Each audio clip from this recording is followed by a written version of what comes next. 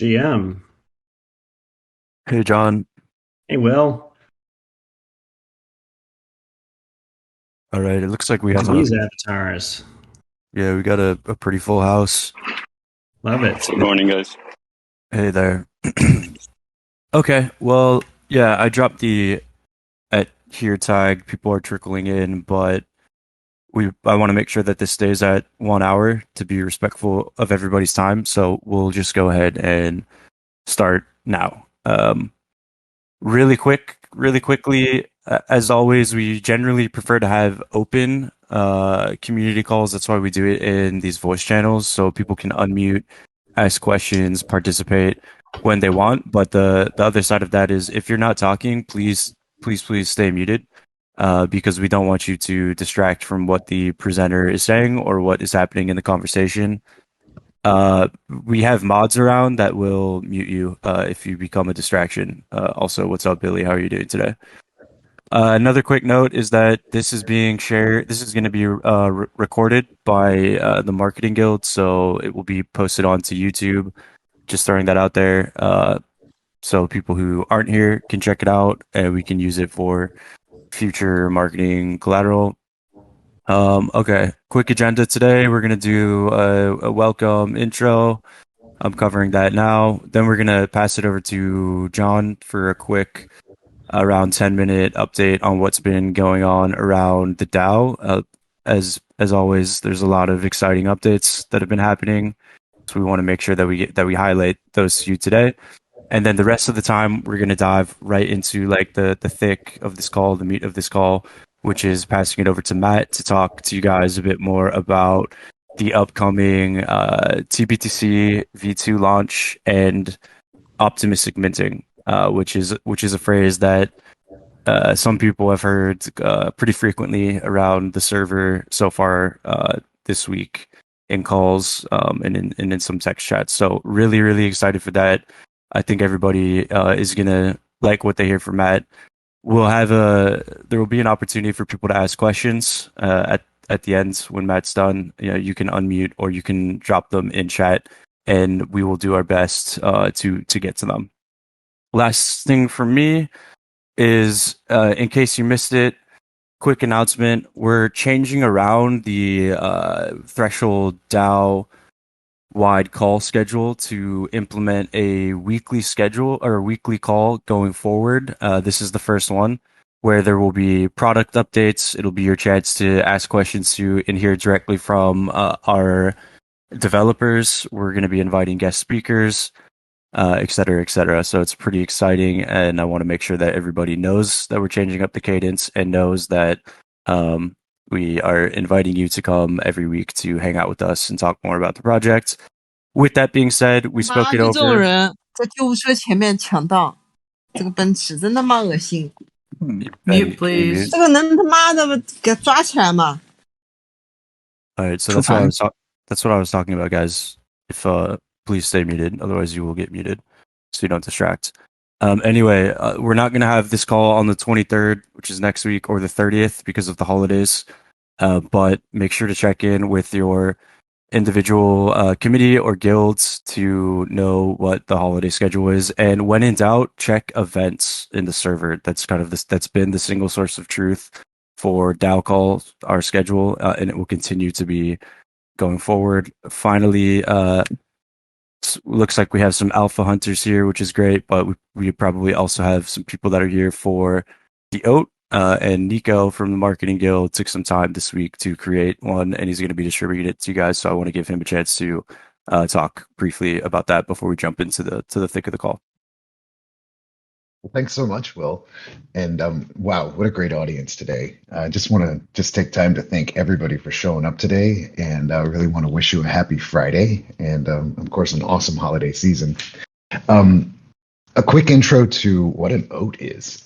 It's an on-chain attendance token, and we're very excited. We worked with an animator to kind of create a cool holiday edition for everybody. I'm going to post instructions in the Hangout chat, which you can access directly from this talk window. And at the top of the call, I'm also going to post some instructions again at the end of the call in general. So if anybody has any questions, you can always reach out to Galaxy directly. I have their website link in there, and super easy process to claim this. There's future benefits associated with oats, but I just think a lot of them are just fun to collect, and it's really nice to build an on-chain resume with these proof of attendance tokens. It's something that you can still remain anonymous and utilize your wallet address. But it's just a nice way to let everybody know what projects you're involved in and where your interests lie. So with that, I'll turn it back over to John. Hey, thanks, Nico. Super excited. And just to reemphasize, in the Hangout chat, one will be monitoring that. So if anybody has questions or comments and can't unmute, you can type them there. And Nico just dropped in some info on the OAT there. So I'll keep this below 10 minutes. Keep me honest on that. John from the Marketing Guild. A couple of things I just wanted to highlight. Actually, they were all in our email newsletter. So Threshold Time, it's been a monthly email newsletter. We've got over 50,000 people on the distribution list. So we sent out the latest issue on Wednesday. If you're not signed up, you can go to threshold.network and sign up there. If you're having any issues, if you're not receiving an issue, you can DM me. So a couple quick threshold updates that we highlighted in that issue. One, November staking rewards are available. So you can claim those in the Threshold dashboard, and that's dashboard.threshold.network. Reminder that we have excellent tech support and documentation by community member and guild member Victor. He's super responsive in Discord. We also have a new ticketing system.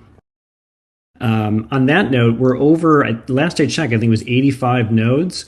It's always good to have more nodes. So check out the documentation. So we had a little piece in the newsletter about running a node. Victor did a live session where he literally set up a node, walked through the documentation. That was super beneficial, and he's there to support you, and others are. Threshold recently announced integration with Chainlink's proof of reserve, very timely given things that are happening in the market. So check out that blog post and the other blog posts. We recently added an international version, so we've got 4 languages that we're translating blog posts into as well. So blog.threshold. And then lastly, there's a lot of activity on the Threshold forum, and we've had a number of snapshots. So please get involved there. There's obviously discussion in Discord as well, but we'd love to keep things on the forum, particularly on weighty issues. So with that, very excited to welcome Matt, someone I've known since I think 2014, 2015, the early days of Fold. So he's a very able technologist, thought leader, and communicator. So I'm super excited to hear about optimistic minting and anything else you have to share, Matt. Thanks, John. Hey, folks. Good to see some familiar faces here. It's been a while. I have been off in Tallyland, waiting. I think a lot of us have felt like we've been waiting lately for tBTC V2. We've been waiting. We've been watching the market with horror. But it feels like now is the time for me to come back, be a lot more present. So, frankly, despite I feel like, and these are, I guess I'll share, these are comments that I've talked about with the whole Keep team first and with a lot of the new Cypher team. But I want to share with you guys that, despite all of our efforts with tBTC, it feels like we missed the bull cycle. But something extraordinary happened, right? Obviously it's not good. It's not good that FTX and SBF have wrecked retail in our space. It's not good that the whole crypto market is sliding into our own winter, but it is good for Threshold and tBTC, because I think that we have this like very, very rare second chance at taking the whole pie. RIN BTC is shutting down in 4 days.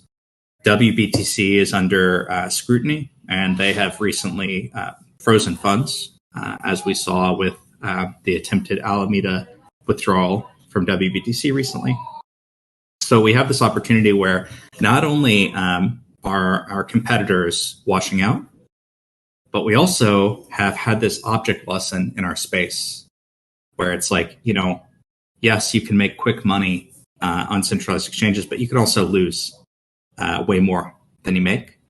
And so as people wash out, we have this extinction event. And I think that it's our chance to step up and be the solution people have been looking for. So that's a little dark, but it's also really exciting.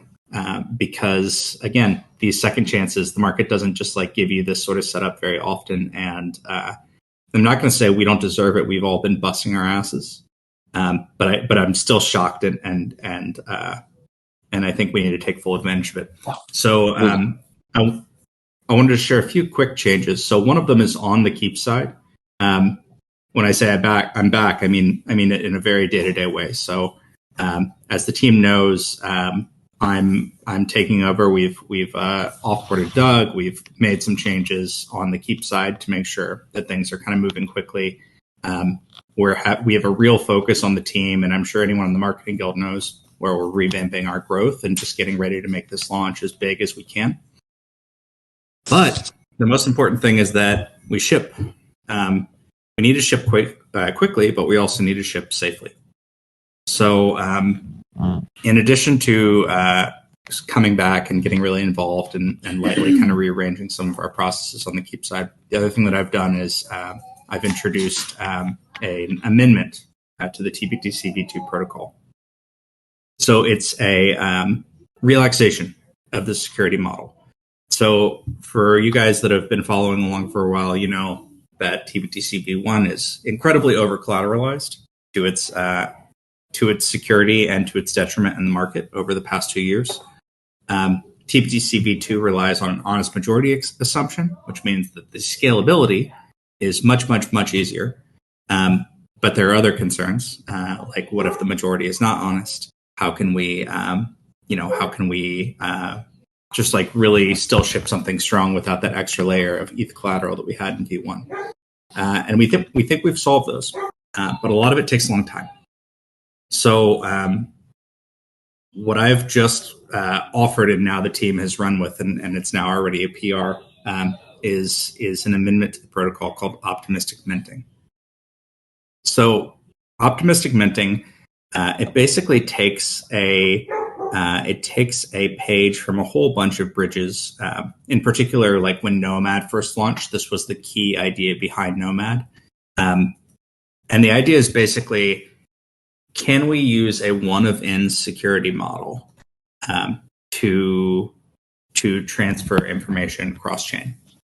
And so in particular for V2, what that looks like is at minting, we have two new roles that we're adding. One is called the minter role, and the other is called a guardian. The idea with minters is that they're pseudonymous. They might end up being doxed. We're figuring out who those people are right now, but by default, it's convenient if they're pseudonym. Definitely we want them to be in a wide variety of jurisdictions. So what these people will do is when they see Bitcoin deposited into a wallet that's been created by threshold stakers, by signers, they do something simple. They hit request mint. And what request mint does is it queues up a 3-hour process for a tBTC mint to happen. And in that 3 hours, there's another group that can veto the mint. Those are called guardians.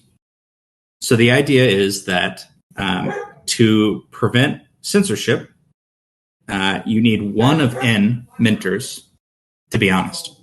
and to make sure that they'll always hit request mint when someone deposits BTC. So that's censorship. And then on the other side, to prevent people just inflating the tBTC supply and lying and doing all sorts of things like that, you need one of N honest guardians, one of N live and honest guardians. So the group of guardians will be much wider. I'll probably be one. Anyone on this call who's interested in being one and can show some like technical proficiency, you're welcome to. It's going to be a much wider group. Both dev teams will have involvement. Folks from the DAO will have involvement. So what this does is it lets us speed up a few things. The original tBTC v2 security model required that the 51 of 100 stakers who are holding a particular wallet, a weekly wallet, press the mint button. And now instead of requiring 51 people to coordinate successfully, which is hard, we can have a much smaller group, a one of N group, coordinate to mint. The other thing is you guys have heard about quick minting. So optimistic minting is a great approach to quick minting. So the other thing that this change lets us do is it lets us bring quick minting up to the initial release. So instead of having a deposit step and then a mint step that takes around 8 hours, and then eventually we'll have redemptions, now we're pulling up minting and quick minting into the initial tBTC v2 release. The reason this is so important is we need to be ready. We need to be ready to take people's BTC from the REN BTC shutdown. We need to be able to take people's BTC as they lose confidence. And obviously, we just saw Sol BTC, which is Alameda, get wrecked, but WBTC and projects like that. And not to FUD. I mean, I think BitGo's done a fine job with WBTC, but you know, if you hold a lot of your net worth in there, you should be getting uncomfortable. So that's optimistic minting. What this lets us do is it lets us avoid the delays you guys and really all of us have struggled with as we've tried to get this project out. So I'm happy to share that tBTC v2 with minting is going live in January. If you're interested in seeing what optimistic minting looks like, we have the PR open. It'll probably be closed in the next 3 or 4 days on the tBTC v2 repo.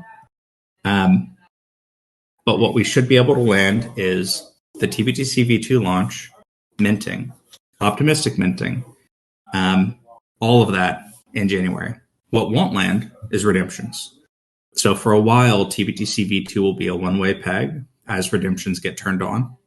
It'll have decentralized custody from the start. It'll have not quite permissionless minting. Optimistic minting still has that permission set of people who are pressing the mint button, even though anyone can go and deposit. And then follow up, we'll have redemptions and we'll have a two-way peg. So I want to give you guys a chance to ask questions. But before that, I guess I just want to say I haven't been this excited about this project since DeFi summer. I think we have an opportunity to really swoop in and on just like the you know, quote unquote business or the growth side, we have this chance to really be the only Bitcoin on Ethereum solution that's worth using. And then on the tech side, I'm excited because we're not having to make a lot of sacrifices to get there. Because we've seen what happens when people do. So interested to answer questions if you want to either unmute or if you want to drop something in the Hangout text chat. And then obviously I can get a lot more concrete on dates and stuff like that, though I'll probably stick to in January outside of this call.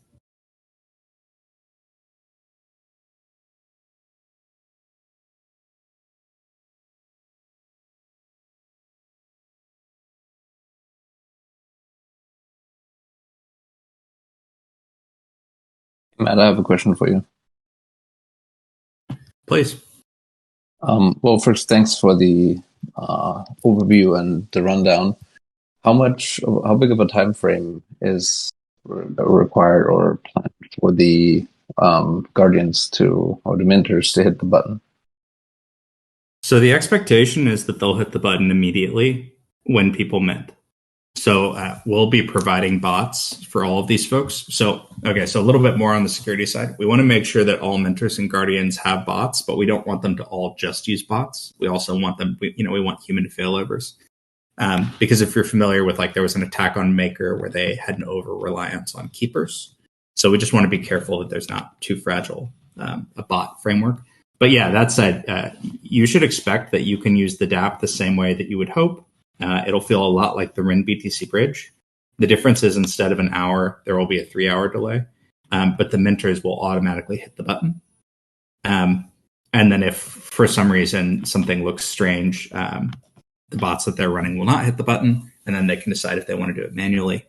And then once we've done this for a while, we can seriously shorten that 3 hours down to 6 confirmations on the BTC side.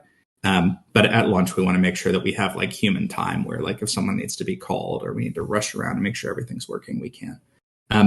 The other thing that we've done, as you guys, like, look at the contracts, is we made it quite straightforward to actually do all this from Etherscan. So there should never be a moment where a mentor or a guardian is stuck and can't just hit a button easily, either in a dApp, in the bot, or in Etherscan.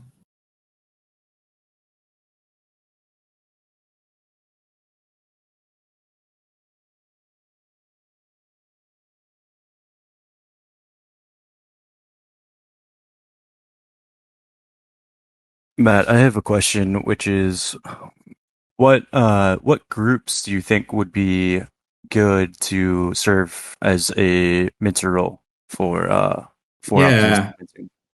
Yeah. So this is another one where we're not ready to, like, blog about it, but I expect it'll be a bunch of DAOs that are going to be the mentors. So, for example, I know Curve has signaled that they would be down. Lido has signaled that they would be down. We've reached out to Aave.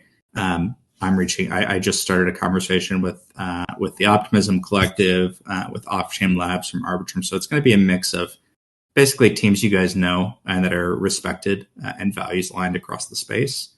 And the real concern is we need these people to know how to keep their key material secure, and we need them to, obviously not joke around and think that they can futz with the tBTC to supply.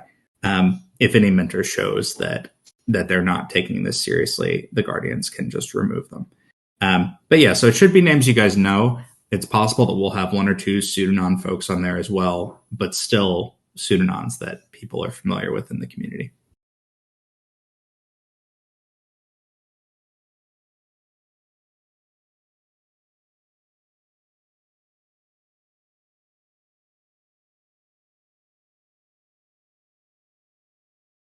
Hey, Matt, it's John again. One of the things that I thought was really interesting with the original launch plan, and there was a blog post on that, was the sort of schedule of scaling up deposits and the opportunity to communicate as those thresholds, as it were hit. Yep. So with this, but the challenge there was we could get people in the business development efforts, get people to commit. But then if they have to wait to deposit and how much to deposit. So to my mind, much better to allow people to deposit, BTC sooner rather than later.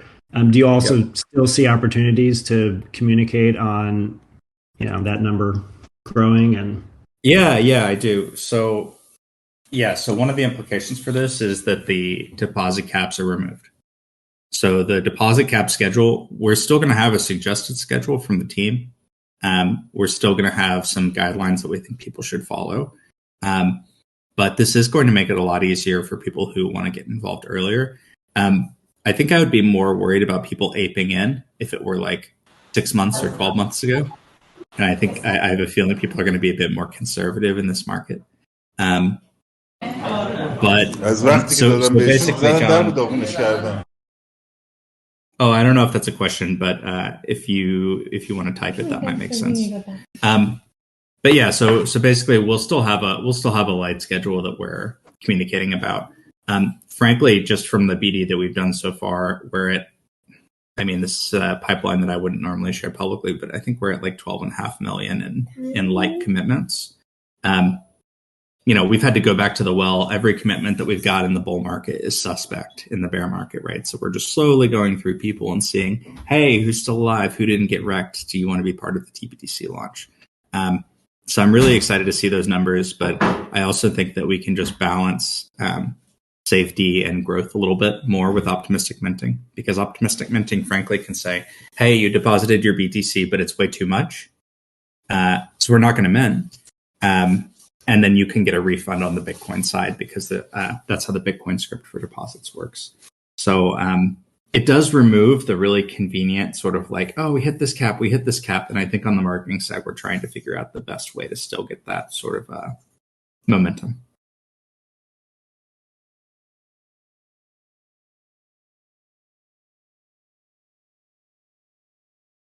Matt, I just wanted to ask. It looks like there's a lot of new members in the community and some new people joining the call. What steps can people take to get ready for the upcoming launch in January? Oh yeah, so things that you can do. If you have Bitcoin, get it off exchanges, guys. If you have Bitcoin, especially on Run BTC, you've got about 4 days before that's going to become inaccessible. So get your Bitcoin, gather it up, get ready to start moving it around if you're interested in getting some yield and testing out this new system. But also, y'all, we could use help. So right now we have something like 85 stakers in the new system. We have a ton of new Cypher stakers, and we had more stakers in Keep, but now in Threshold we need more people to come over. So we can do this with sub 100 stakers, but obviously that's the lower that number goes, the weaker it is. So we want to see more stakers. If you're interested in becoming a staker, it takes 40,000 T. The team is on hand to help you get started. There are also a number of infrastructure providers that'll be able to help. So gather your Bitcoin.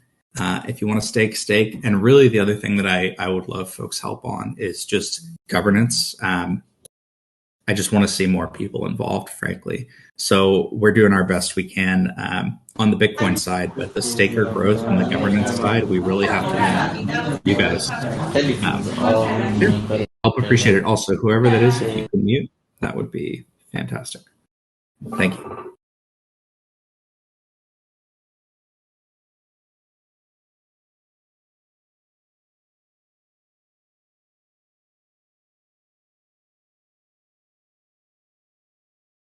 I mean, this probably is obvious, but I'll also say we will need help getting the word out.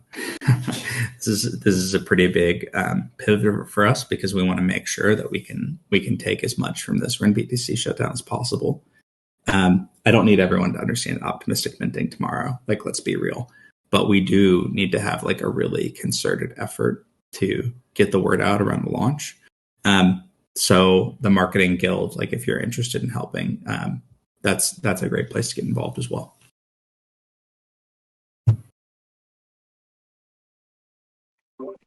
Yeah, definitely. And if you're not already in the guild but are interested in joining or seeing what they're up to, then feel free to head over to DAO Contribute at the top of our server and opt into the marketing guild section by clicking the correct response, and that'll get you into their communication center, where you can meet some members and hopefully get yourself a little bit more involved on the growth and marketing efforts from within the community.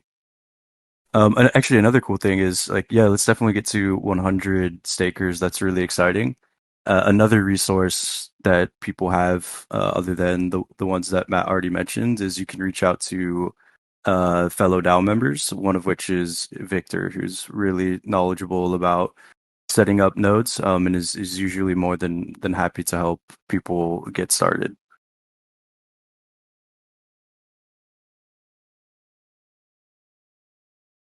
Yeah, I guess one more thing I'll add in terms of like your checklist before the tBTC V2 launch is like to buckle up, guys. I mean, it's possible we launch this thing and no one cares, but somehow I don't think that's how it's going to go. Also expect that Discord is going to get a lot louder. So on my sojourn through Tallyho, we've learned quite a bit about how to grow, and in a consumer-facing way. And I really haven't gotten to flex that muscle in a while, especially as we've all kind of been just trying to get V2 out, So I expect that we'll probably hit endless September. If you're familiar with that idea on IRC or the internet, where basically there's just going to be a huge influx in the Discord, and it's going to be harder. And so that's also going to be an opportunity, I suspect, where we'll need more mods. We'll need you guys to help talk to new community members and tell them what we're about when they come in trying to like pump and dump and shit. We need to be clear, like, no, this is a real project and here are our values. And if you're not interested, please, here's the door. So that's the other thing, is just like, buckle up, y'all. And please, whenever you see an issue, please don't think it's someone else's job. Like if there's an FAQ that's missing, if there's a Discord user that doesn't know what's going on, it's not someone else's job. We've all got to do it. So just please lean in wherever you can. Hey Matt, quick question. Do you foresee like more governable parameters like in this optimistic minting? Yeah. So I mean, I think what we need to do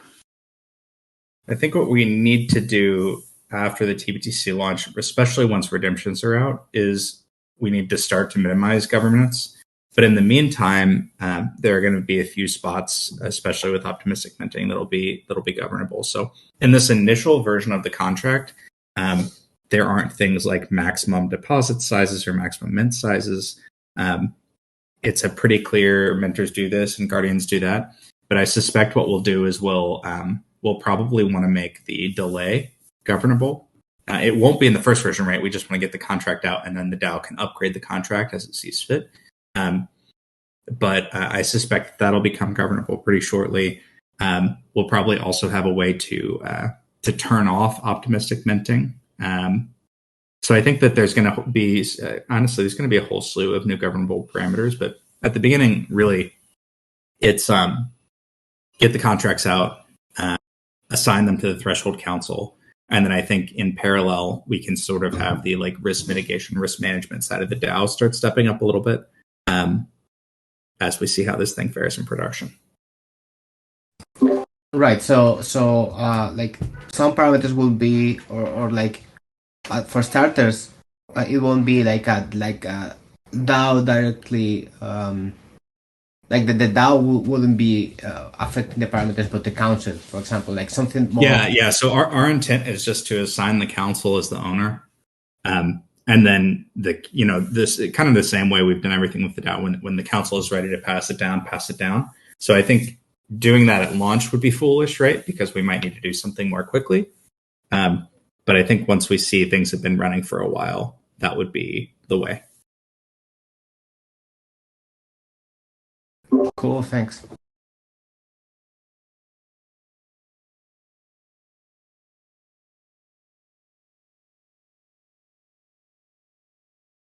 All right, folks. Well, I'll be here for the whole call. I'm going to hand it back to Will and John and see if we have anything else on the agenda. But I'm stoked. I guess parting comment is it's been 2 years of hard work, and I think we've white knighted for a long time, and it's kept us from growing. And I think it might be the case that now it's the thing that makes us the only option. So really excited to get this thing live and to get users and to be relevant to the market again. And really excited to see the new and old faces here. Yeah, let's fucking go. All right. Yeah, thank you for that, Matt. That was awesome. Yeah, just echoing that, guys. We do have an extremely exciting opportunity. I mean, I know we've talked about this like in the trenches in the DAO, but it's good to talk about it at the wider group here. So, like Matt said, like buckle up. This is going to be really exciting, and let's all do what we can to make tBTC this launch as successful as we know that it can be, which is super successful. So I want to just mention really quickly that this was intended to be sort of like a sneak peek or alpha for the DAO. The rest, the main announcement here, which is going to summarize all of the stuff that Matt just shared with y'all, is happening on Monday. So keep an eye out for that. If you didn't internalize everything that we discussed, it's no problem. I'm not sure that, there's no way that everybody did. So check out the blog post. If you have questions once you check it out, feel free to drop them in the server. We'll get those answered for you.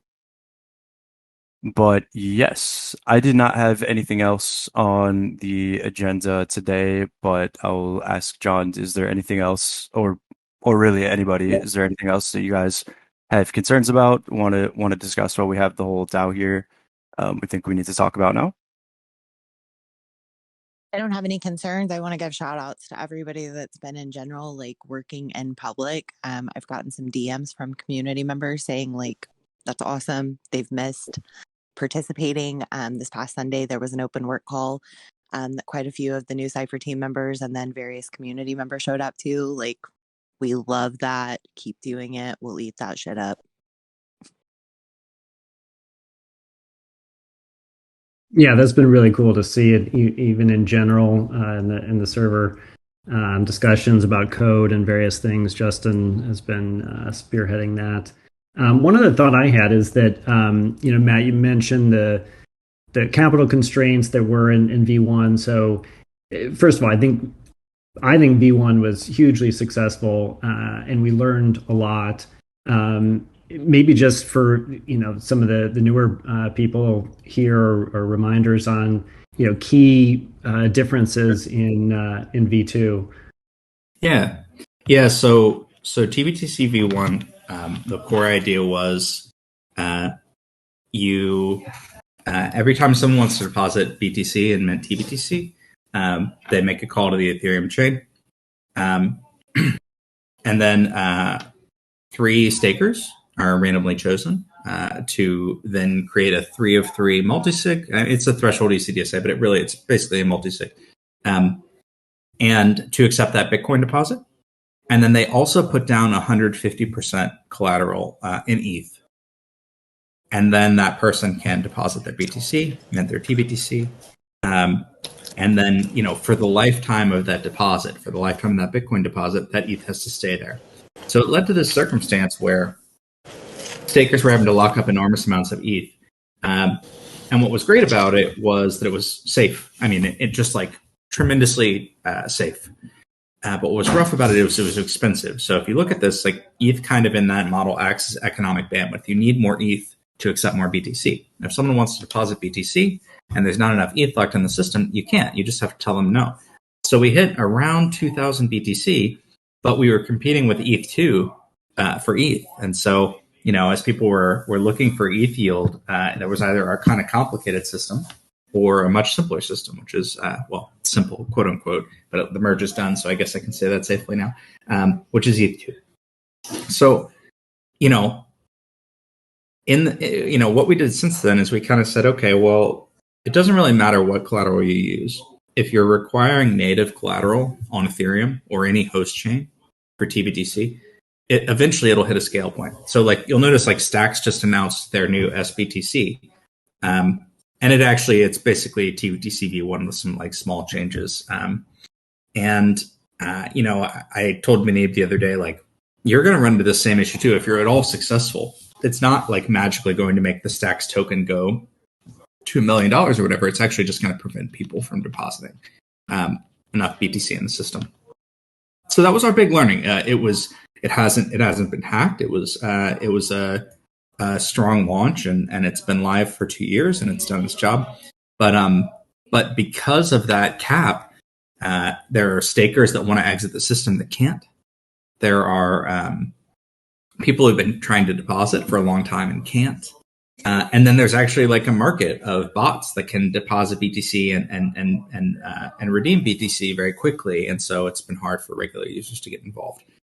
So we had to relax that security model somehow.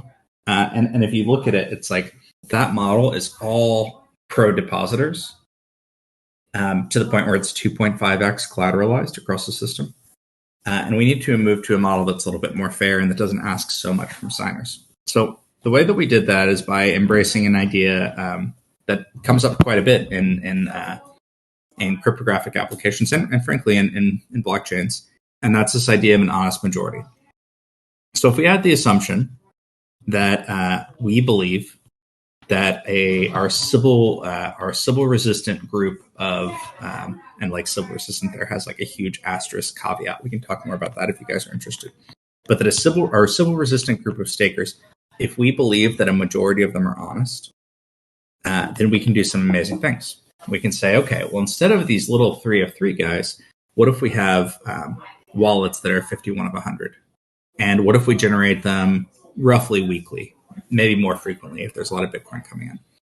So instead of a wallet generated every deposit, what tBTC v2 does is says, roughly every week we will generate a wallet and we'll sample all of our stakers to fill 100 seats, and they all have to be live at the time of the wallet creation. They enter into a threshold ECDSA setup. Currently, it's using GG18 or what is it? I think it's GG18, and we're moving to CGGMP21, but that'll be after launch. Anyway, if you want to nerd out about threshold ECDSA, we can do that off of this call. But then what it says is, okay, well, if we believe that a majority of stakers are honest, it's actually incredibly unlikely that a malicious group can collude and take 51 of 100, as long as you have a strong random beacon, which it turns out is something that Keep shipped years ago using BLS signatures. So that's how tBTC v2 works. So it removes a whole bunch of things. Signers don't need to put down ETH. They only need to put down T. Depositors don't need to worry or really care if signers have enough capacity, quote unquote. Signers will always have enough capacity in this model. And so that's the basic big shift. Now, if you say, oh, this doesn't fit my worldview, there's no way a majority of people are honest, or something like that, that's fine. And this might not be the system for you. Like, that's okay. Be smart about it. The reason that I've been convinced that this can work is I saw how the tBTC v1 stakers acted. And most of what I saw was pro-social behavior, with the occasional person trying to do something clever. And of course, everyone's trying to game rewards. Everyone wants to make money. But very few people were doing things that screwed over others or that were malicious, even when they had edge case opportunities to do so. So my thought here is the model that we're basically falling back to, it looks a lot more like a simple proof of stake. If a majority of all stakers are malicious and they collude and they're competent, which is apparently also difficult, we found, then great. That's your attack. But we don't think that that's going to happen in production. In case it does, we also have this idea of a coverage pool, which is an insurance fallback. So if there ever is like an irrecoverable error or if a wallet ends up being taken by a colluding group, obviously those people get slashed and removed, but they had an opportunity to take a lot of BTC. So in addition to getting slashed and removed, we have an insurance pool. And the idea is that it'll be the buyer of last resort to backfill a peg. So if that ever gets called on, it's going to be a pretty bad day. The whole idea is that we think that that's Black Swan. If you're interested in the math behind this, you can check out, I've got a couple, I had a blog post about a year and a half ago on it called Total Value Locked versus TVL versus Total Value Bridged. So check that out. And hopefully you can kind of look at the prob stat and see that this should be a secure model. So that's tBTC v2. I suspect that it's going to be where every non-native Bitcoin peg kind of has to go to reach scale until we can either get BIP 300 or a new zero knowledge proof BIP activated on Bitcoin.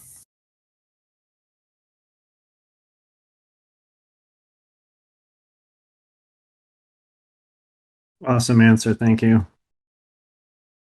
And I'll look up that blog post and post it. Yeah, wait one sec. I'll post it for you.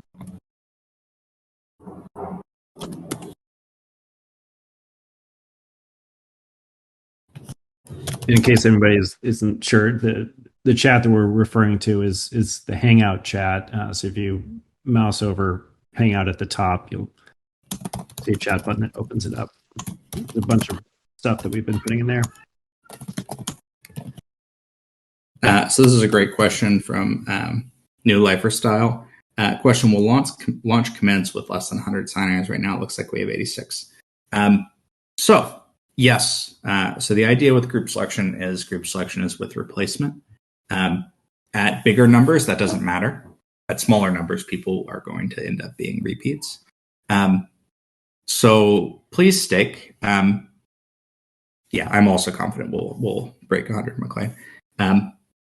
It would be really nice, though. I honestly, if you look at the math, it's more about optics than it is about hitting that number. But like, God, it's important optics, you know. And really, where we want to get that is we want to get that to 500 to 1,000. We really want to drive that up.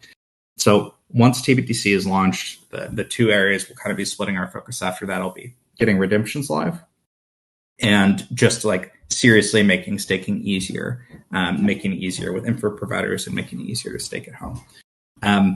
So yes, and the reason that I'm not worried if it's less than 100 is most of the people at the beginning in this system are people that we've known for a long time.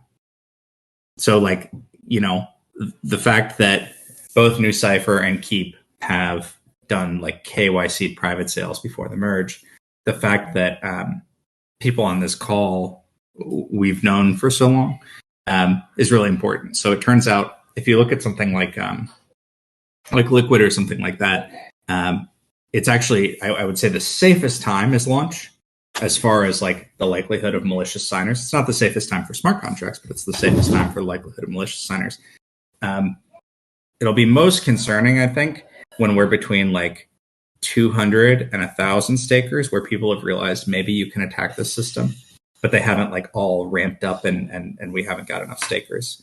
So I think that's when we'll all need to band together as a DAO, frankly, and just make sure that we have a diverse and trustworthy bunch of stakers. So what, in my opinion, this one is from East, what in my opinion should be different guilds' priorities. So frankly, I won't be surprising anyone on this call to hear. You know, when I sort of like quote unquote came back, when I swooped on the Keep team a few weeks ago, one of the things I started doing was just an internal audit of how does this meeting work, how does this work, how does this work, how is work getting done, and I've started to roll out recommendations that we're all coming to consensus on, and I haven't yet had the bandwidth to do that across the DAO. But I guess what I've seen is I don't know which guilds work best. Obviously, I know what the Treasury Guild does, what the Integrations Guilds do, what the Marketing Guilds do. But I don't know what works best, and I don't know how we can better, how both dev teams can better work with the DAO. So like, I'm just going to have said that I think we can do a lot better and that I would love ideas. But as far as guild priorities, the Keep team is going to be focused on Bitcoin under management because this is a two-sided market. And you can only focus on one side as a startup, right? Like obviously, maybe we're a little past the startup now, but we're still small. It's 18 people. So we're going to focus exclusively on Bitcoin under management. What I would like to see from everyone else is improve the decentralization. So I'd like to see, you know, looking at staking honestly, talking about how difficult it is, writing up guides, helping infrastructure providers. It's been difficult. Infra providers have been waiting on us for a long time. So that's where I could use the most help is more staker engagement and more governance engagement. Right now, the way our delegates are laid out, like the histogram of our delegates is way too tight. We need to get that spread out. We need to get greater participation in Snapshot because eventually this system will become a majoritarian system. And we do not want a situation where tBTC is robust, but the DAO can be taken over by very few voters. We don't want a situation where, you know, tBTC is robust, but there are so few stakers that maybe a single hack can hit all of them. Those are the things that we have to avoid. So I would love help from all guild members on covering those issues. And then I think the other thing is, in particular with the Marketing Guild, I think our growth team has started to really work a lot better with you guys. So I'm excited to coordinate there. And then the other question here from East is, what's the council's role for optimistic minting? So the idea is that the council won't have to be involved with optimistic minting unless something bad happens. So they'll be given the ownership of the optimistic minting contract. And what that'll let them do, and I will actually get you guys the PR to look at because it has some documentation in there as well. But what that'll let them do is basically resolve an issue in case a minter goes rogue and guardians have to start vetoing a particular minter. And then it'll also allow removal and rotation of guardians. So 1 second, let me get you guys that link. Optimistic minting. And shout out to Piotr who and McLean, by the way. I haven't mentioned McLean. McLean is the one who basically got on a call with me and kicked my ass until we realized that optimistic minting could be a thing. But shout out to Piotr here who has put together the support request very quickly. We would love more review and yeah. So what else? If you guys have anything else, I'm going to be here till the top of the hour. Hey Matt, I have one. Mike Belshi, I don't know if I said that right. Of Bitcoin No, you did. the other day that W Bitcoin isn't even profitable, was my understanding. Are we doing any modeling of tBTC, like cost to operate? Yes. Yeah. Okay. So I won't put him on the spot, but I would say Bo is probably the person who has done the most deep work here. And I'm confident that with a mint fee and a burn fee, this is like a net profitable system. And I think the reason that it's not for Mike and his team. Well, first, I don't know if that's true. I mean, I don't want to call him a liar, but I also know that we were asking him to like quote a lot of things very casually on that space. So it'd be easy for him to make a mistake or maybe like misstate because I don't know how much profit they have everywhere else. But the way that I look at this at the beginning, we start by pricing ourselves the same as WBTC. And then over time, I actually think we'll be able to increase our costs, increase our fees that we charge for minting and burning. I actually would love one day to roll out a fee based on AUM as well. So this would be like a tBTC v3. It's the v2 contracts wouldn't support what I'm about to recommend, but like we could actually even have like a light rebase, kind of the way that STETH does for Lido. But instead of giving out APY, we actually end up like taking like 20 bips a year or something like that. And then it's pretty easy to convince yourself, it's not clear if mints and burns are the right model to capture value here. But if you look at AUM, it's very obvious that this will be a profitable system at a reasonable TVL. So yeah, I guess just to say I'm optimistic. Let's get the thing working before we like mess around with the economics too much. And then the one other thing that I'll say is we need to try really hard to not over incentivize. So in the bear market, I think we should start everything with, basically full prices and no incentives and see what people think and see what people do. And then if we need to like lightly, prime the pump with T incentives or whatever we can. But I think it's just going to be really important that we've built up all this voting power with Curve and Convex and we have these relationships and we should use those rather than throwing T at people who may or may not care and might just dump. So yeah. So I guess what I'm saying is I'm really excited. Obviously, though, it is going to be reflexive with the whole space. I think that because REN has shrunk so much and because WBTC is taking a hit, I think that we'll actually be able to grow through the bear market. It's also possible that it's just really hard to get BTC deposits through this cycle. So we'll see. As Mike said on that call, it took them about 2 years to get traction with WBTC. So maybe it's explosive. Maybe it's a little bit slower, but that's okay. We're patient.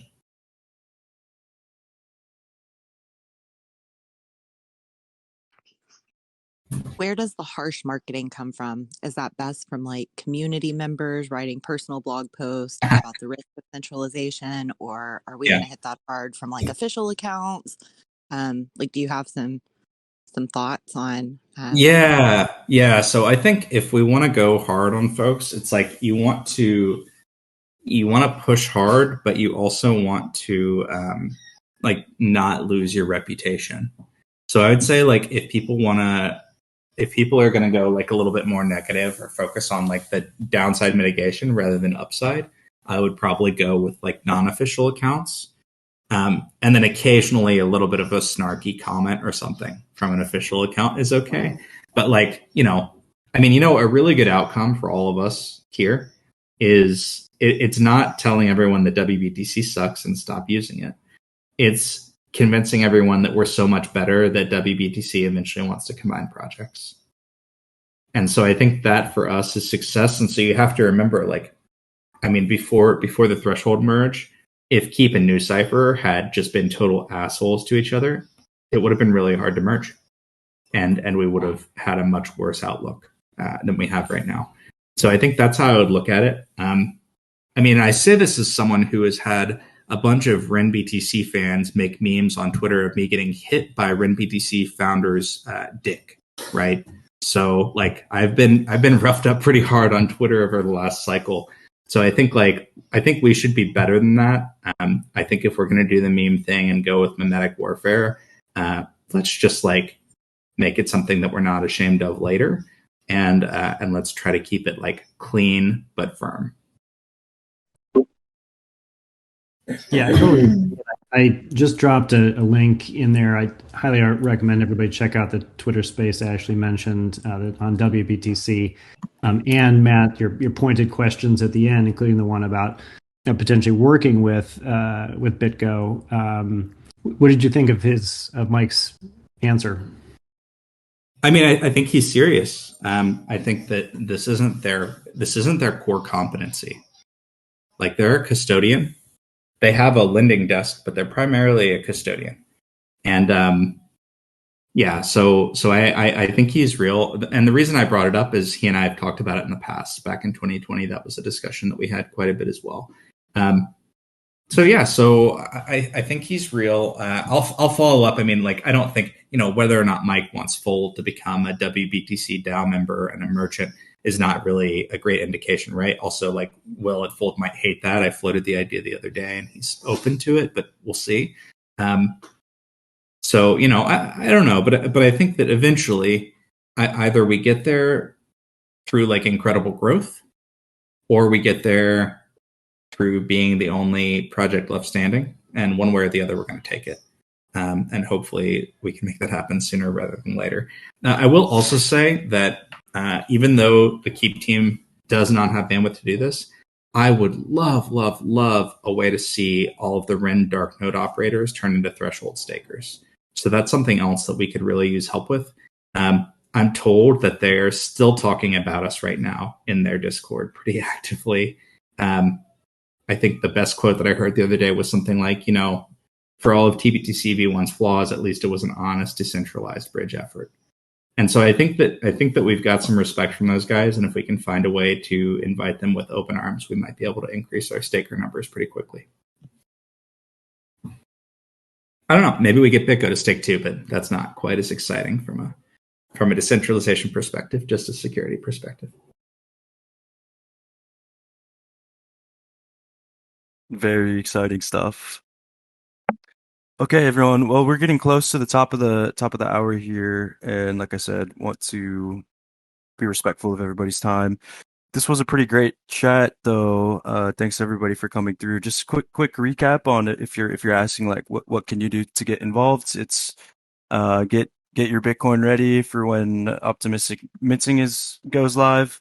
If you're not staking yet, please look into it. If you need help, reach out to a provider, reach out to Victor, reach out to a Keep contributor. Will help you out. And lastly, don't forget to participate in governance. We need you guys to do that. Nico just dropped another reminder on how to claim your OAT for attending this call. Thanks again. Keep an eye out for the official optimistic minting announcements that will go live on Monday. And I hope everybody has a great weekend. I'll see you guys on Discord.